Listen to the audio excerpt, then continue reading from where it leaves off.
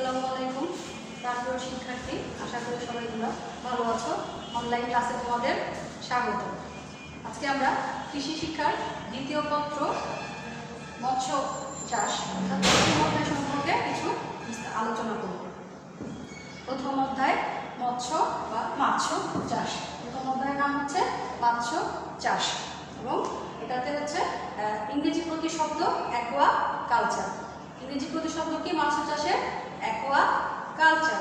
Aqua অর্থ হচ্ছে পানি এবং কালচার অর্থ হচ্ছে চাষ। এটা দুটি গ্রিক শব্দ, একটা হচ্ছে অ্যাকোয়া, একটা হচ্ছে কালচার। দুটো আলাদা গ্রিক শব্দ থেকে অ্যাকোয়া কালচারটা এসেছে। অ্যাকোয়া অর্থ হচ্ছে পানি এবং কালচার অর্থ হচ্ছে চাষ, অর্থাৎ পানিতে চাষ। এখন আসো বিস্তারিতভাবে আমরা মাছ চাষ বলতে কি বুঝি। সাধারণত কোনো জলজ প্রাণী খাদ্য ও অর্থনৈতিক ব্যবহারের জন্য পুকুরে চাষ, প্রজনন, সংখ্যা বৃদ্ধি, উৎপাদন বৃদ্ধি, আহরণ, সংরক্ষণ, নিরাপদ সংরক্ষণ ইত্যাদি ব্যবস্থাপনাকে মাছ চাষ বলা হয়। আবার বলছি আমি, মাছ চাষ কাকে বলে?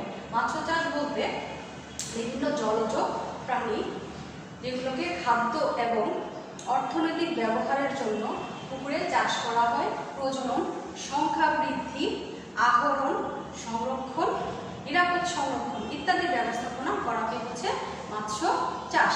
এখন এই মৎস্য চাষ এই অধ্যায়টার মধ্যে যেহেতু মৎস্য চাষ বিভিন্ন জলজ প্রাণীগুলো বলা হয়েছে সম্পর্কে দেওয়া আছে বিভিন্ন বর্ণনা।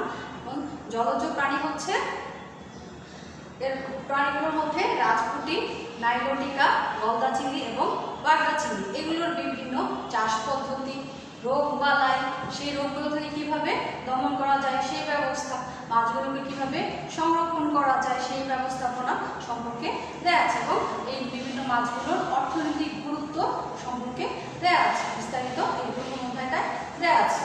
এখন আজকের ক্লাসে আমি তোমাদেরকে রাজপুটি মাছ সম্পর্কে কিছু পড়াবো। রাজপুটি মাছ সম্পর্কে পড়াবো।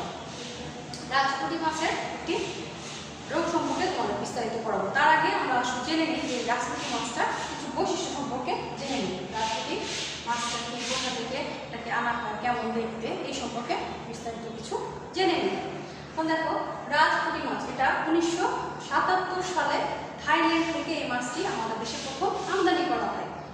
1977 সালে এই রাজপুটি মাছটি আমাদের দেশে আমদানি করা হয়। যেহেতু থাইল্যান্ড থেকে আনা হয় এর জন্য এটাকে থাই রাজপুটি নামেও চেনা যায় এবং এটা আমাদের দেশের দেশীয় যে সরপুঁটি মাছ, তোমরা শুনে থাকতে পারো সরপুঁটি মাছ, সেটার মতো দেখতে বলে এটাকে থাই সরপুঁটি নামে অনেকে চিনি। যেহেতু দেশীয় সরপুঁটির মতো এবং থাইল্যান্ড থেকে আনা হয়েছে এর জন্য দেশীয় মাছের সাথে মিল রেখে থাই সরপুঁটি নামেও এটাকে অনেকে চিনি। এখন আসলে আমরা এই মাছটির বৈশিষ্ট্য সম্পর্কে জানি যে মাছটি দেখতে কেমন। রাজপুটি মাছটি হচ্ছে উজ্জ্বল রূপালি সাদা। মাছটির বর্ণ দেখতে হচ্ছে উজ্জ্বল রূপালি সাদা এবং এই মাছটি খেতে সুস্বাদু এবং অনেক তাড়াতাড়ি এটা বেড়ে যায়, বড় হয়ে যায়। 3 থেকে 6 মাসের মধ্যে এটা খাবার উপযোগী হয়ে যায়। বাজারে বিক্রি করা যায় 3 থেকে 6 মাসের মধ্যে। এবং মাছটি কম অক্সিজেনযুক্ত পানিতে বাঁচতে পারে। কম অক্সিজেনযুক্ত যে সমস্ত পুকুরে দেখা যায় অক্সিজেনের পরিমাণটা কম, সেই জায়গায় এই মাছটি বাঁচতে পারে। তারপরে হচ্ছে দ্রুত বৃদ্ধি পায়, উৎপাদনশীল, অধিক উৎপাদনশীল, মানে মাছটি থেকে অধিক পরিমাণে ডিম ফুটে বাচ্চা দিয়ে অধিক পরিমাণে মাছের সংখ্যা দ্রুত বৃদ্ধি করা যায়। তারপর এই মাছটি প্রজনন ক্ষমতা বেশি, যেহেতু অধিক পরিমাণে উৎপাদন হয় এই জন্যে। তারপরে তাড়াতাড়ি বড় হয়ে যায়, মানে দ্রুত বৃদ্ধি পায়। এটা হচ্ছে এই রাজপুটি মাছের বৈশিষ্ট্য। বা যদি বলে যে রাজপুটি মাছের বর্ণনা লিখো, তখন এই যে রাজপুটি মাছটি 1977 সালে আমাদের কোথা থেকে আনা হয়েছে? থাইল্যান্ড থেকে আনা হয়েছে। তারপরে বৈশিষ্ট্যগুলো লিখেছে এই রাজপুটি মাছের বৈশিষ্ট্য। বর্ণটা কেমন? উজ্জ্বল রূপালি বর্ণের মাছটি, উজ্জ্বল রূপালি সাদা দেখতে। তারপর মাছটি খেতে সুস্বাদু, দ্রুত বৃদ্ধি পায়, হ্যাঁ, মানে তাড়াতাড়ি বৃদ্ধি পায়, উৎপাদনশীল, অধিক উৎপাদনশীল। তারপর হচ্ছে কম অক্সিজেনযুক্ত পানিতে মাছটা বাঁচতে পারে। তারপর হচ্ছে 3 থেকে 6 মাসের মধ্যে মাছটি খাওয়ার উপযোগী হয়ে যায়। হ্যাঁ, এগুলো হচ্ছে মাছের বৈশিষ্ট্য। এই বৈশিষ্ট্যগুলো থেকে তুমি কিন্তু আরও 2টা প্রশ্নের অ্যান্সার করতে পারো, যেমন রাজপুটি মাছের গুরুত্ব লিখো এবং রাজপুটি মাছ চাষ করে কীভাবে লাভবান হওয়া যায়। এই 2টা প্রশ্নগুলো কিন্তু তুমি এই রাজপুটি মাছের বৈশিষ্ট্য থেকে লিখতে পারো। যেমন যদি বলে যে রাজপুটি মাছের চাষ করে তুমি কী কী সুবিধা পেতে পারবে, কীভাবে লাভবান হতে পারো। এখানে যেহেতু লাভবান মানে তুমি মাছটা চাষ করবে, বাজারে বিক্রির উদ্দেশ্যে করবে, এবং কীভাবে এখান থেকে অধিক আয় করতে পারবে, অর্থ উপার্জন করতে পারবে। তাহলে এখানে যেহেতু বলছে কি মাছটি অধিক বর্ধনশীল, দ্রুত বৃদ্ধি পায়, মাছটা ছাড়ার পরে তাড়াতাড়ি বড় হয়ে যাচ্ছে। 3 থেকে 6 মাসের মধ্যে এটা খাবার উপযোগী, মানে 3 থেকে 6 মাসের মধ্যে আমরা এটা তাড়াতাড়ি বাজারে ছাড়তে পারতেছি। তারপর হচ্ছে পুকুর, ডোবা, জলাশয়, তারপর হচ্ছে তোমার বিভিন্ন রকমের পতিত যে জলাশয়গুলো অল্প পানি, এই জায়গাতেই মাছটা ছাড়া যায়। তারপর হচ্ছে এটাকে বাজারে এটার চাহিদা অনেক বেশি এবং দাম বেশি, যেহেতু বাজারের চাহিদা বেশি, দাম বেশি, তাহলে আমরা কি চাষ করে আর্থিকভাবে লাভবান হতে পারি। তো এই জন্য আমরা বলতে পারি যে এই মাছটা চাষ করে আমরা লাভবান হতে পারি। কীভাবে? কারণ হচ্ছে এটা চাষ করার ফলে অল্প পানিতে চাষ করতে পারতেছি, 1, 2 হচ্ছে এটা তাড়াতাড়ি বড় হয়ে যাচ্ছে, মানে 3 থেকে 6 মাসের মধ্যে আমরা এটা বাজারে বিক্রি করার উপযোগী হয়ে যাচ্ছে। তারপর হচ্ছে কম অক্সিজেনযুক্ত পানিতেও এটা বাঁচতে পারতেছে। তারপরে হচ্ছে বাজারে এটার চাহিদা বেশি এবং এটা দামও বেশি। এই কারণে আমরা এই মাছটা চাষ করে লাভবান হতে পারছি। এটা হচ্ছে রাজপুঁটি মাছের বৈশিষ্ট্য, সুবিধা এবং চাষ করে কীভাবে লাভবান হতে পারো এই বর্ণনা। এখন আছে যে রাজপুঁটি মাছের বিভিন্ন রকমের রোগ আছে। এই রোগগুলোর মধ্যে একটা রোগ সম্পর্কে আমরা আজকে করবো, রাজপুঁটি মাছের ক্ষত রোগ। তোমরা একটু বোর্ডের দিকে খেয়াল করো। রাজপুঁটি মাছের ক্ষত রোগ। ক্ষত বলতে আমাদের সাধারণত ক্ষত বা ঘা দেখা যাবে যে মানুষের গায়ে এবং অনেক সময় দেখে থাকে ছোটবেলায় অনেকের বড় বেলায় যে ঘায়ের মতো, সেই রোগটার মতো আর কি অনেকটা। রাজপুঁটি মাছের ক্ষত রোগ এই সম্পর্কে করবে, ক্ষত রোগটার কারণ, তারপর হচ্ছে লক্ষণ এবং প্রতিকার সম্পর্কে আমরা বিস্তারিত করব। কারণ হচ্ছে যে অনেকগুলো কারণ হতে পারে, মাছের বিভিন্ন রোগ হয়ে থাকে, যেমন ছত্রাক, ভাইরাস, ব্যাকটেরিয়া, বিভিন্ন পরজীবী, এই জিনিসগুলো যখন মাছের গায়ে আক্রমণ করে তখন এই রোগগুলো বিভিন্ন রকমের রোগ সৃষ্টি হয়। তার মধ্যে মাছের এই ক্ষত রোগটা হচ্ছে একটা গুরুত্বপূর্ণ রোগ। এখন দেখো এই ক্ষত রোগটা কবে আমাদের দেশে আসে? ক্ষত রোগটা 1988 সালে বাংলাদেশে প্রথম আবির্ভাব হয়। কবে? 1988 সালে এই রোগটা আমাদের দেশে প্রথম দেখা দেয় এবং এখন পর্যন্ত প্রায় 32,000 মাছের এই রোগ দেখা দিয়েছে। কত? এখন পর্যন্ত প্রায় 32,000 প্রজাতির মাছের এই রোগটা এখন পর্যন্ত দেখা দিয়েছে। এই রাজপুঁটি মাছের এই ক্ষত রোগটা রাজপুঁটি মাছ ছাড়াও অন্যান্য মাছ যেমন রুই, কাতলা, শিং, মাগুর, টাকি, গজার ইত্যাদি মাছের এই রোগটা হয়ে থাকে। এখন আসো আমরা করি যে কারণ, কেন এই রোগটা হয়। তোমরা একটু বোর্ডে খেয়াল করো যে কেন এই রোগটা হয় বা কারণটা কি, ক্ষত রোগের কারণটা। এটা হচ্ছে প্রথমে ছত্রাক দ্বারা হয়। প্রথমে কি? ছত্রাক দ্বারা। এটা একটা রোগ যেটা কি প্রথমে ছত্রাক দ্বারা আক্রান্ত হয়, তারপর হচ্ছে ব্যাকটেরিয়া দ্বারা আক্রান্ত হয়। তাহলে কি কারণটা হচ্ছে কি? রাজপুঁটি মাছের কারণ প্রথমে ছত্রাক। ছত্রাকের একটা নাম আছে, ছত্রাকটা হচ্ছে অ্যাফানোমাইসিস ছত্রাক। এখন অনেক সময় তোমাদের নামটা মনে না থাকতে পারে, যদি মনে থাকে অ্যাফানোমাইসিস ছত্রাকের নামটা লিখতেও পারো অথবা নাও লিখতে পারো, কোনো সমস্যা নেই। এখন হচ্ছে তাহলে কি প্রথমে হচ্ছে ব্যাকটেরিয়া দ্বারা আক্রান্ত হয়, ছত্রাক দ্বারা আক্রান্ত হয় এবং পরে ব্যাকটেরিয়া দ্বারা। এটা একটা এমন রোগ যেটা কি প্রথমে ছত্রাক, ভালো করে মনে রাখবে, প্রথমে হচ্ছে ছত্রাক দ্বারা আক্রান্ত হয়, তারপরে কি ব্যাকটেরিয়া দ্বারা আক্রান্ত হওয়ার ফলে এই রোগটা মাছের সৃষ্টি হয়। এখন আসলে আমরা করবো লক্ষণ। লক্ষণ বলতে যে মাছের কোন কোন জিনিসগুলো দেখে আমরা বলবো যে মাছের এই ক্ষত রোগটা হয়েছে। বিভিন্ন রকমের অবস্থা দেখে মাছের কোথায় কি আছে সেটা দেখে বোঝা যাবে যে মাছের ক্ষত রোগটা আছে। এখন একটু বোর্ডে দেখো কিভাবে আমরা বুঝবো যে মাছের ক্ষত রোগ হয়েছে। লক্ষণ, মাছের গায়ে প্রাথমিক অবস্থায় মাছের গায়ে ছোট ছোট, তোমরা একটু বোর্ডে খেয়াল করো, মাছের গায়ে প্রথমে ছোট ছোট লাল লাল দাগ দেখা দিবে। মাছের গায়ে প্রথমে কি ছোট ছোট লাল লাল দাগ দেখা দিবে।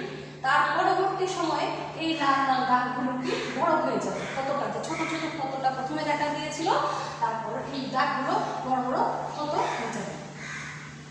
পরবর্তীতে ক্ষত বড় বড় ক্ষতের সৃষ্টি হবে মাছের গায়ে। তারপর হচ্ছে যে এই ক্ষতস্থানে, এই যে ক্ষতস্থান প্রথমে কি ছোট ছিল, তারপর এটা বড় বড় হয়ে ক্ষত হয়ে সৃষ্টি হয়েছে। এই ক্ষতস্থানে যদি আমরা চাপ দিই তাহলে কি দুর্গন্ধ বের হবে এবং পুঁজ বের হবে। এই ক্ষতস্থানটাতে যদি আমরা চাপ দিই তাহলে দুর্গন্ধ বের হবে এবং পুঁজ বের হবে। পুঁজ দেখা যাবে যে তোমরা এই যদি ঘা হয়ে থাকে সেখানে কি সাদা কষ রসের মতো একটা বের হয়, রস বা রসের মতো সাদা সাদা বের হয়, সেটা হচ্ছে তোমার পুঁজ।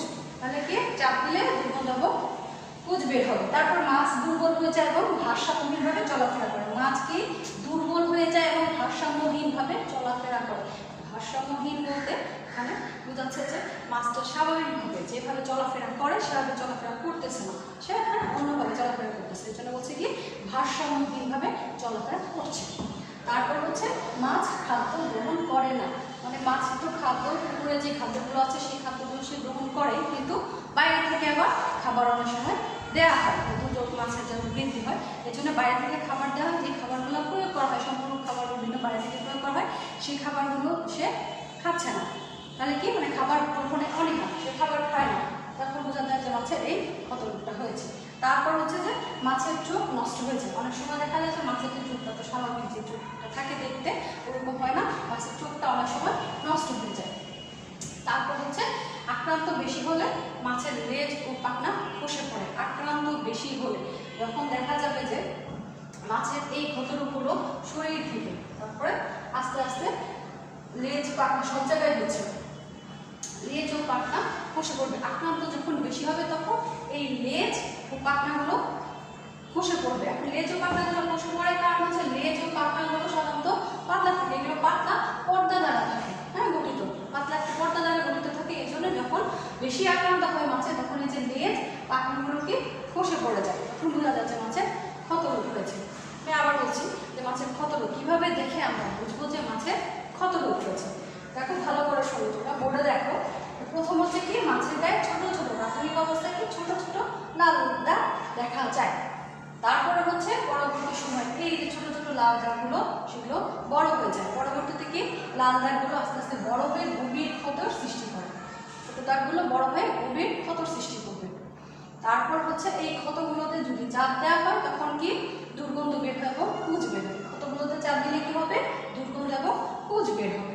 তারপর আছে গভীর মাছ দুর্বল এবং ভারসাম্যহীন হয়ে পড়ে। মাছ দুর্বল এবং ভারসাম্যহীন হয়ে পড়ে। মাছ দুর্বল বলতে হয়ে যাচ্ছে, দেখা যায় চলাফেরা করতেছে না ভারসাম্যহীনভাবে, মানে যেভাবে চলাফেরা করার কথা মাছ সেভাবে তারা চলাফেরা করতেছে না। তারপর হচ্ছে মাছ খাদ্য গ্রহণ করে না, মাছের যে খাবারটা দেওয়া হয় বাইরে থেকে যে খাবারটা প্রয়োগ করা হয় সেই খাবারটা সে গ্রহণ করছে না। এবং লাস্ট হচ্ছে যে মাছ আক্রান্ত বেশি হলে লেজ ও পাখনাটা খসে পড়বে। আক্রান্ত যখন মাছের এই ক্ষতরোগের পরিমাণটা অনেক বেশি হয়ে যাবে তখন কি এই যে লেজ ও পাখনাটা খসে পড়বে। তার মানে লেজ ও পাখনা খসে পড়ে বলতে যে লেজ ও পাখনা কেন খসে পড়বে, যে লেজ ও পাখনাটা পাতলা, অন্য পাতলা পর্দা দ্বারা গঠিত, এই জন্য যখন আক্রান্তটা বেশি হবে মাছের তখন মাছের এই লেজ এবং পাখনাগুলো খসে পড়ে। এখন দেখো আবার ভালো করে একটু বুঝো যে লক্ষণটা কেন, লক্ষণ মানে কীভাবে দেখে বুঝে মাছের রোগ হয়েছে এবং কোন কোন জায়গায় মাছের এই রোগগুলো হচ্ছে, কোন কোন জায়গায় ভালো করে বুঝো। কোন কোন জায়গায় ওরা দেখো যে একটা মাছের কি কি অংশ আছে, একটা মাছের কি কি অংশ আছে দেখো, পুরো বডিটা, চোখ আছে, তারপরে কি কিছু পাখনা আছে, লেজ আছে, হ্যাঁ ঠিক আছে, কিছু মাছের এই যে শরীর, তারপরে হচ্ছে চোখ আছে, পাখনা, এই লেজ, এই অংশগুলোতে রোগটি হয়ে থাকে। এই অংশগুলো বিভিন্ন যে ছত্রাক এবং ব্যাকটেরিয়া দ্বারা আক্রান্ত হয়ে থাকে। তাহলে মনে করতে হবে যেহেতু নামটা হচ্ছে কি ক্ষতরোগ, তাহলে এই ক্ষত সম্পর্কে বিভিন্ন পয়েন্ট দেওয়া আছে, সেই ক্ষত পয়েন্টগুলো দিবে এবং কোথায় কোথায় আক্রমণ করছে। যে ক্ষত যেহেতু বলছে যে ক্ষতরোগ, তাহলে ক্ষতটা কোথায় হচ্ছে, প্রথমে প্রাথমিকভাবে হচ্ছে। ভালো করে খেয়াল করে শোনো যে প্রথমে হচ্ছে যে ছোট ছোট দাগগুলো হচ্ছে, ক্ষতটা ছোট ছোট হবে, তারপর হচ্ছে যে ক্ষতটা অনেক গভীর হয়ে যাবে, বড় হয়ে যাবে, তারপরে কি এই ক্ষততে যদি আমরা চাপ দিই তাহলে কি দুর্গন্ধ এবং পুঁজ বের হবে, ঠিক আছে। তো এখন তারপরে এটা হচ্ছে তোমার ক্ষত নিরীক্ষণ, ক্ষতর পয়েন্টগুলো, ঠিক আছে। তারপর এখন হচ্ছে মাছের চোখ, বলছে যে মাছের চোখ অনেক সময় নষ্ট হয়ে যেতে পারে, ঠিক আছে, যে মাছের কোন কোন অংশে মনে রাখবে যে মাছের কী কী অংশ থাকে এবং সেই কোন কোন অংশগুলোতে এই রোগগুলো হয়, এটা মনে রাখলে তোমরা ভালোভাবে লিখতে পারবে। তারপরে চোখটা কি নষ্ট হয়ে যেতে পারে। তারপরে বলছে যে আর বাকি পয়েন্টগুলো হচ্ছে যে মাছটা তোমার ভারসাম্যহীনভাবে চলাফেরা করে, সে দুর্বল হয়ে যায়, তারপরে খাদ্য গ্রহণ করে না, এগুলো। আর হচ্ছে আরেকটা কি লেজ ও পাখনাতে আক্রমণ করে, কোথায় লেজ ও পাখনা, তখন কী হবে, এটা খসে পড়বে। এই হচ্ছে মাছের লক্ষণ, বুঝতে পেরেছ। তারপর হচ্ছে মাছের প্রতিরোধ ও প্রতিকার। এবার আসো মাছের প্রতিরোধ ও প্রতিকার, প্রতিরোধ ও প্রতিকার। এখন প্রতিরোধ ও প্রতিকার হচ্ছে যে যখন আমরা পুকুরে চাষ করব তার আগে পুকুরে এমন কিছু ব্যবস্থা গ্রহণ করতে হবে যাতে আমাদের মাছের কোনো রকম রোগ সৃষ্টি না হয়। এর জন্য কিছু ব্যবস্থা আগে থেকে গ্রহণ করতে হবে এবং পুকুরে মাছ চাষের পরে কিছু রোগ যদি মাছের হয়ে থাকে তখন কীভাবে সেই রোগগুলো আমরা দমন করবো সেই সম্পর্কে আমরা করবো, মানে প্রতিরোধ এবং প্রতিকার ব্যবস্থা। পুকুরে মাছ চাষ করার আগে কিছু ব্যবস্থা এবং মাছ চাষ করার পরে কিছু ব্যবস্থা, কীভাবে যাতে মাছ সেইটা আক্রান্ত হয়ে থাকে সেটা কীভাবে দূর করা যায়। এখন দেখো প্রতিরোধ প্রতিকার। 1 নম্বর পয়েন্ট দেখো, তোমরা একটু বলে খেয়াল করো।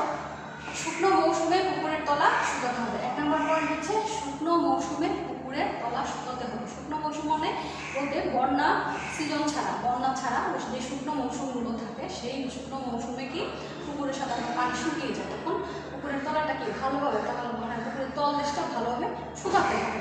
তারপর হচ্ছে শীতের শুরুতে প্রতি শতাংশে 1 কেজি চুন, 1 কেজি চুন এবং 1 কেজি লবণ একত্রে মিশিয়ে ছিটাতে হবে। 1 কেজি চুন এবং 1 কেজি লবণ হচ্ছে শীতের শুরুতে প্রতি শতাংশে 1 কেজি পরিমাণ চুন এবং 1 কেজি লবণ একসাথে মিশিয়ে আমাদের পুকুরের পানিতে ছিটাতে হবে। 1 কেজি চুন এবং 1 কেজি লবণ একসাথে মিশিয়ে পুকুরে ছিটাতে হবে, ঠিক আছে। তারপর হচ্ছে পোনা মজুদের আগে, দেখো 3 নম্বর পয়েন্ট, পোনা মজুদের আগে 2 থেকে 3% লবণ পানিতে গোসল করাতে হবে। পোনা মজুদের আগে 2 থেকে 3% লবণ পানিতে পোনাটাকে গোসল করাতে হবে, মানে পোনাটা যখন আমরা পুকুরে ছাড়বো, পুকুরে দিব তার আগে কি ভালোভাবে 2 থেকে 3% লবণ পানিতে একসাথে মিশিয়ে সেটাতে আমরা পোনাটাকে গোসল করিয়ে তারপর পুকুরে ছাড়বো।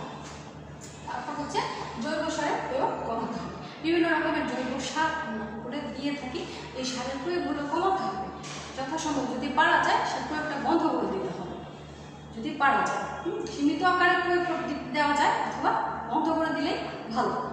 তারপর হচ্ছে জাল মধ্যে শুকিয়ে ব্যবহার করতে হবে। সাধারণত পুকুরে মাছ ধরার জন্য বড় বড় জালগুলো ব্যবহার করা হয়, সেই জালগুলো পরবর্তী সময় যখন আবার ব্যবহার করা হবে তার আগে ভালোভাবে রোদে শুকিয়ে তারপর ব্যবহার করতে হবে। তারপর হচ্ছে প্রতি কেজি খাবারের সাথে 60 থেকে 5 মিলিগ্রাম, এই পয়েন্টগুলো একটু ভালোভাবে মনে রাখবে, যেই পয়েন্টগুলো কিন্তু তোমাদের মনে থাকে না, একটু ভালোভাবে মনে রাখবে। প্রতি কেজি খাবারের সাথে 60 মিলিগ্রাম, 60 থেকে 100 মিলিগ্রাম, প্রতি কেজি খাবারের সাথে 60 থেকে 100 মিলিগ্রাম টেরামাইসিন ওষুধ। দেখো টেরামাইসিন একটা ওষুধ আছে, সেটার নাম হচ্ছে টেরামাইসিন ওষুধ মিশিয়ে পরপর 7 থেকে 10 দিন প্রয়োগ করতে হবে। তাহলে কি প্রতি কেজি খাবারের সাথে আমরা যেই খাবারটা বাইরে থেকে পুকুরে ব্যবহার করা হয়, সাধারণত ব্যবহার করে থাকি, সেই খাবারের সাথে একটা ওষুধ মিশানো হয়। ওষুধটার নামটা কি? টেরামাইসিন। ওষুধের নাম কি? টেরামাইসিন। এখন দেখো যে প্রতি কেজি খাবারের সাথে 60 থেকে 100 মিলিগ্রাম টেরামাইসিন ঔষধ মিশিয়ে পরপর 7 থেকে 10 দিন প্রয়োগ করতে হবে। মনে রাখবে যে পুকুরের খাবারটা, পুকুরে যে মাছের খাবার দেওয়া হয় সেটার সাথে কি একটা ওষুধ দেওয়া হয়, ওষুধটার নাম হচ্ছে টেরামাইসিন। পরিমাণটা কত? 60 থেকে 100 মিলিগ্রাম, পরিমাণ 60 থেকে 100 মিলিগ্রাম। এবং এটা এই খাবারের সাথে মিশিয়ে, টেরামাইসিন নাম ওষুধের, এটা মিশিয়ে পরপর আমরা কতদিন প্রয়োগ করবো? 7 থেকে 10 দিন। তারপর হচ্ছে আক্রান্ত মাছটা যখন আক্রান্ত হয়ে যাবে, যে পুকুরে চাষ করার পরে মাছটা যখন এই রোগটা দ্বারা আক্রান্ত হয়ে যাবে তখন কীভাবে আমরা এটা দমন করব? তখন হচ্ছে আক্রান্ত মাছকে 5 ppm পটাশিয়াম পারম্যাঙ্গানেট দ্রবণ, দুইটা দ্রবণ এখানে ব্যবহার করা হয়। একটা হচ্ছে 5 ppm মানে পরিমাণ, একটা 5 ppm পটাশিয়াম পারম্যাঙ্গানেট দ্রবণে 1 ঘন্টা, 5 ppm পটাশিয়াম পারম্যাঙ্গানেট দ্রবণে 1 ঘন্টা এবং 1 ppm টুটের দ্রবণে 10 থেকে 15 মিনিট তাকে গোসল করিয়ে তারপরে আমরা পুকুরে ছাড়তে হবে, মাছটাকে আবার ছেড়ে দিতে হবে। এখন দেখো কি বলছে এখানে, যখন মাছটা আক্রান্ত হয়ে যাবে কিভাবে সেটা আমরা দমন করবো। যে আক্রান্ত মাছকে 5 ppm পটাশিয়াম পারম্যাঙ্গানেট দ্রবণ, কিসের দ্রবণ? পটাশিয়াম পারম্যাঙ্গানেট দ্রবণে 1 ঘন্টা অথবা হচ্ছে 1 ppm টুটির দ্রবণে 10 থেকে 15 মিনিট গোসল করাতে হবে। এখানে দেখো দুটো দ্রবণের নাম দেওয়া আছে, একটা হচ্ছে পটাশিয়াম পারম্যাঙ্গানেট, একটা কি? পটাশিয়াম পার মেগানেট। আরেকটা হচ্ছে কি, আরেকটা দ্রবণের নাম তুতে বা তুত যেটাকে বলে। তাহলে দুইটা নাম দেওয়া আছে। তোমরা যদি দুটোর নাম মনে না থাকে, যারা লিখবে ঠিক আছে ভালো, আর যারা লিখতে পারবে না একটা নাম লিখবে, সমস্যা নেই। ঠিক আছে, এইভাবে আক্রান্ত মাছকে দমন করা যায়। আমি আবার তোমাদের একটু ভালোভাবে বলছি যে কীভাবে প্রতিরোধ এবং প্রতিকারটা করা যাবে। ভালো করে একটু শোনো, বোর্ডের দিকে দেখো। যে পুকুরের তলা শুকাতে হবে, জাল ব্যবহার করতে হবে, এই জিনিসগুলো তো এমনিতেই তোমরা পারবে। হ্যাঁ, মানে মনে রাখার জন্য যে জিনিসগুলো তোমরা মনে রাখতে পারবে না সেটা হচ্ছে কী কী উপকরণ দেওয়া যাচ্ছে। যে আমরা পুকুরের মাছকে এই রোগ থেকে মুক্ত করার জন্য আগে তারপরে কী কী উপকরণ, দ্রবণ, ওষুধ ব্যবহার করতেছি সেটা মনে রাখছি। উপকরণ আছে, একটা হচ্ছে চুন, আরেকটা কি লবণ। একটা হচ্ছে চুন, একটা লবণ, একটা হচ্ছে ঔষধ ব্যবহার করতেছি, আর একটা হচ্ছে দুইটা দ্রবণ। কি, একটা হচ্ছে চুন, লবণ, একটা হচ্ছে কি ঔষধ, আর একটা হচ্ছে দুইটা দ্রবণ। এই পাঁচটা জিনিস মনে রাখবা যে কী কী দিলাম আমরা, এই জিনিসগুলো দিলাম। এখন তারপরে মনে রাখবে যে এই যে উপকরণগুলো আমরা চুন দিব, লবণ দিব, কতটুকু কী পরিমাণে কখন দিব, তারপরে হচ্ছে ওষুধটা কতটুকু পরিমাণে কখন কতদিন পর পর দিব, তারপরে এই যে দ্রবণটা আমরা দ্রবণের নামটা কি এবং এটা কতটুকু পরিমাণে কতদিন পর পর বা কখন কীভাবে প্রয়োগ করো। এভাবে যদি তোমরা লিখে লিখে পড়ো তাহলে মনে থাকবে তোমাদের। তাহলে আমি আরেকবার বলে দিচ্ছি প্রতিরোধ প্রতিকার ব্যবস্থাটা, যে শুকনো মৌসুমে পুকুরের তলাটা আমরা ভালোভাবে শুকিয়ে ফেলবো। তারপরে শীতের শুরুতে প্রতি শতাংশে এখানে কী ব্যবহার করবো, 1 কেজি চুন এবং 1 কেজি লবণ, দুটো একসাথে কি মিশিয়ে আমরা পুকুরে ছিটিয়ে দিব। তারপরে বলছে যে পোনা মজুদের আগে কি, যখন আমরা পোনাটা পুকুরে ছাড়বো তার আগে 2 থেকে 3% লবণ পানিতে ভালোভাবে আমরা সেই মাছটাকে গোছল করিয়ে, পোনাটাকে গোছল করিয়ে তারপরে আমরা ছাড়বো পুকুরে। তারপরে আছে দেখো জৈব সারের প্রয়োগ কমানো। জৈব সারের প্রয়োগটা কমানো, যে সীমিত আকারে প্রয়োগ করতে হবে অথবা যতটুকু সম্ভব যদি পারা যায় ব্যবহার বন্ধ করে দিতে হবে। তারপরে হচ্ছে জাল রোদে শুকিয়ে পুকুরে ব্যবহার করতে হবে। জাল সাধারণত জানোই যে মাছ ধরার জন্য বড় বড় জাল ব্যবহার করে, সেগুলো ভালোভাবে রোদে শুকিয়ে পরবর্তীতে আমরা ব্যবহার করবো। তারপরে হচ্ছে প্রতি কেজি খাবারের সাথে একটা ওষুধ মেশানো হয়। প্রতি কেজি খাবারের সাথে 60 থেকে 100 মিলিগ্রাম ওষুধটা কি, টেরামাইসিন নামক ওষুধ পরপর 7 থেকে 10 দিন আমরা প্রয়োগ করব। ঠিক আছে, তারপর হচ্ছে মাছটা যখন আক্রান্ত হয়ে জমে যায়, এই আক্রান্ত মাছকে দমন করার জন্য 5 ppm পটাশিয়াম পারম্যাঙ্গানেট দ্রবণে 1 ঘন্টা। এখানে কিন্তু দেখো দুটো জিনিস, দুটো দ্রবণ কিন্তু আলাদা। পটাশিয়াম পারম্যাঙ্গানেট দ্রবণে 1 ঘন্টা এবং 1 ppm টুটের দ্রবণে কি মাত্র 10 থেকে 15 মিনিট আমরা গোসল করাবো। এই জিনিসটা মনে রাখবে যে কোনটা কতটুকু সময়। ঠিক আছে, তো পটাশিয়াম পারম্যাঙ্গানেট দ্রবণে 1 ঘন্টা, কতক্ষণ মাত্র, এটা কিন্তু সময়টা ভালো করে মনে রাখবে যে পটাশিয়াম পারম্যাঙ্গানেট দ্রবণে 1 ঘন্টা আমরা এটা গোসল করাবো। আর যদি 1 ppm টুটের দ্রবণ হয় সেটা কি আমরা 10 থেকে 15 মিনিট, মাত্র 10 থেকে 15 মিনিট আমরা এটাকে গোসল করলে এই রোগটা থেকে দমন করতে পারবো। ঠিক আছে, তাহলে এই হচ্ছে তোমার প্রতিরোধ এবং প্রতিকার। তাহলে আজকের ক্লাসে আমরা পড়লাম মৎস্য চাষ কাকে বলে এবং রাজপুঁটি মাছের বৈশিষ্ট্য সম্পর্কে জানলাম, কোথা থেকে আনা হয়েছে মাছটা। এগুলো তোমাদের এমসিকিউর জন্য কিন্তু আসে যে রাজপুঁটি মাছ কত সালে আমাদের দেশে আনা হয়েছে, 1977 সালে। কোথা থেকে, থাইল্যান্ড থেকে আনা হয়েছে। তারপরে হচ্ছে বিভিন্ন রকমের বৈশিষ্ট্য করলাম, রাজপুঁটি মাছের সুবিধা, রাজপুঁটি মাছ চাষ করে আমরা কী কী সুবিধা পেয়ে থাকি। তারপর হচ্ছে রাজপুঁটি মাছের কত রোগ সম্পর্কে করলাম। হচ্ছে রাজপুঁটি মাছের কত রোগের কারণ করলাম, ছত্রাক এবং ব্যাকটেরিয়া দ্বারা আক্রান্ত হয়। তারপর হচ্ছে বিভিন্ন লক্ষণ রয়েছে, কীভাবে আমরা বুঝবো এই মাছের কত রোগটা হয়েছে।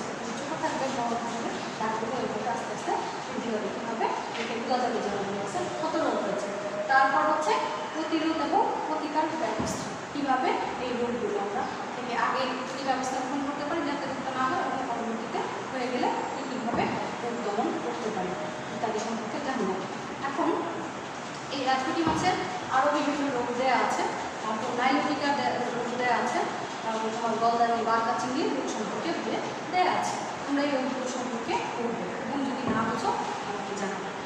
আজকের ক্লাসে আমি তোমাদেরকে রাজপুঁটি মাছের বৈশিষ্ট্য এবং মাছের কত রোগের কারণ, লক্ষণ, প্রতিকার সম্পর্কে পড়াবো। এই পড়াগুলোর মধ্যে তোমরা যদি কোনো পয়েন্ট না বুঝো, বুঝতে সমস্যা, তাহলে আমার সাথে যোগাযোগ করবে, আমাকে জানাবে তোমরা কোন জায়গাটায় বুঝতে পারবো এমন অনেক প্রশ্ন দিয়েছিলাম তোমাদেরকে, তোমরা আমাকে অনেকেই প্রশ্নগুলোর উত্তর লিখে আমাকে জানিয়েছো। তোমাদেরকে অসংখ্য ধন্যবাদ যারা আমাকে প্রশ্নগুলো লিখে দেখিয়েছো, এবং তাদেরকে অনেক ধন্যবাদ। এবং পরবর্তীতে যখন কলেজ খোলা হবে তোমাদের জন্য স্পেশাল গিফট থাকবে, সেটা মনে করি যারা আমাকে প্রশ্নগুলো লিখে দেখিয়েছো। তাহলে তোমাদের আজকে বাড়ির কাছে দিয়ে দিই যে নাইলুডিকা মাছের যে রোগগুলো দেওয়া আছে সেই রোগগুলো সম্পর্কে তোমরা পড়বে এবং নাম ছিল আমাকে জানাবে। ঠিক আছে, আজকের ক্লাস এখানেই শেষ করছি। সবাই সুস্বাস্থ্য কামনা করছি, ভালো থাকবে।